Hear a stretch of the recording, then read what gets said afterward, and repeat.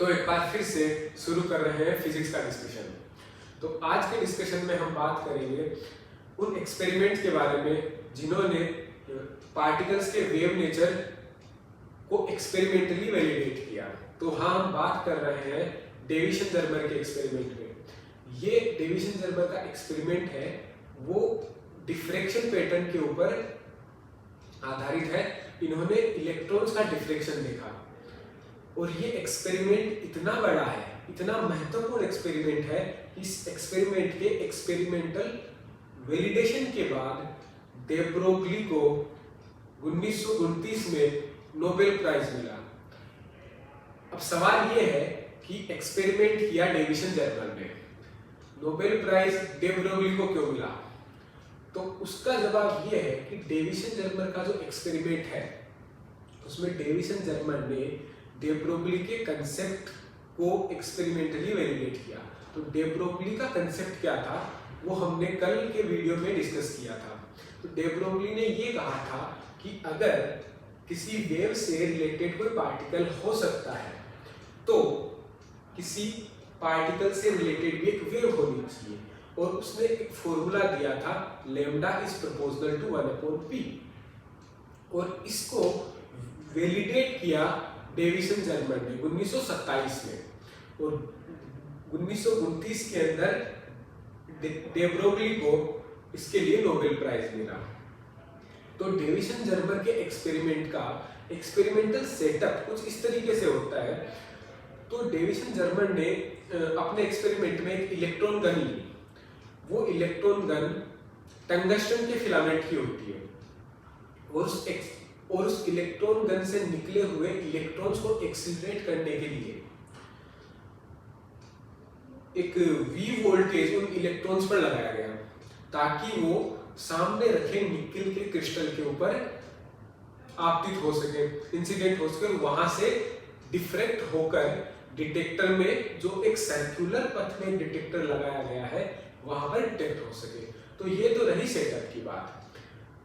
तो सेटअप में डेविसन-जर्मर ने 3 चीजें काम में ली। पहला, इलेक्ट्रॉन गन जिससे कि एक्सीलरेटेड इलेक्ट्रॉन बीम निकलती हो। दूसरा, निकेल क्रिस्टल। तीसरा, सर्कुलर पथ पर एक डिटेक्टर।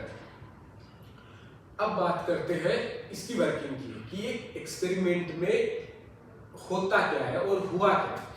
तो अगर हम देखें तो जब इलेक्ट्रॉन बीम से इलेक्ट्रॉन निकलते हैं तो वो उस निकेल क्रिस्टल पर आपतित होते हैं और वहां से डिफ्रैक्ट होकर डिटेक्टर में डिटेक्ट होते हैं। तो अगर हम क्लासिकल मैकेनिक्स के अनुसार इसके रिजल्ट की एक्सप्लेनेशन करना चाहें तो डेविसन-जर्मर एक्सपेरिमेंट के रिजल्ट जो है वो इस तरीके के होने चाहिए कि जो डिफ्रैक्टेड जो बीम है वो चारों दिशा में सेम होनी चाहिए क्लासिकल मैकेनिक्स के अनुसार। लेकिन डेविसन-जर्मर के एक्सपेरिमेंट के रिजल्ट में डिफ्रैक्टेड वेव की इंटेंसिटी है वो किसी एक डायरेक्शन में ज्यादा होती है। वो डिपेंड करेगा उस इलेक्ट्रॉन बीम के डिफ्रैक्शन एंगल के ऊपर। तो डिफ्रैक्शन एंगल और अगर डिफ्रैक्शन एंगल और डिफ्रैक्टेड इलेक्ट्रॉन के एंगल के बीच में एंगल बनाए तो एक एंगल ऐसा होगा जहां पर हमें पीक मिलेगी डिफ्रैक्टेड बीम की, तो वहां पर डिफ्रैक्टेड इलेक्ट्रॉनों की संख्या बहुत ज्यादा होगी, बाकी एंगल्स के ऊपर बहुत कम मिलेगी। दूसरा डिपेंड करेगा एक्सीलरेटेड इलेक्ट्रॉन्स की एनर्जी के ऊपर, मतलब कि उन इलेक्ट्रॉनों को कितने वोल्टेज से एक्सीलरेट किया गया है।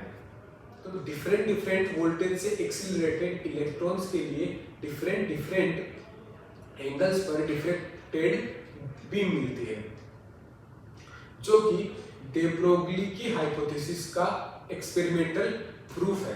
तो अगर हम बात करें तो डेविसन-जर्मर ने इस एक्सपेरिमेंट में 54 वोल्टेज से एक्सीलरेट इलेक्ट्रॉन्स का डिफ्रैक्शन पैटर्न देखा। तो उन्होंने पाया कि जो डिफ्रैक्टेड एंगल है 50 डिग्री पर उन्हें इलेक्ट्रॉन बीम की इंटेंसिटी बहुत ज्यादा मिली, मतलब 50 डिग्री के ऊपर इलेक्ट्रॉनों का डिफ्रैक्शन पाया गया। और इस डिफ्रैक्टेड वेव के मिलने के साथ ही इस एक्सपेरिमेंट को सक्सेसफुल माना गया और डे ब्रोगली के हाइपोथेसिस का एक्सपेरिमेंटल वैलिडेशन इस एक्सपेरिमेंट से हमें मिला। तो यहाँ पर डे ब्रोगली की जो हाइपोथेसिस है, किसी पार्टिकल से रिलेटेड एक वेव होनी चाहिए, उसका एक्सपेरिमेंटल प्रूफ डेविसन जर्मन ने किया।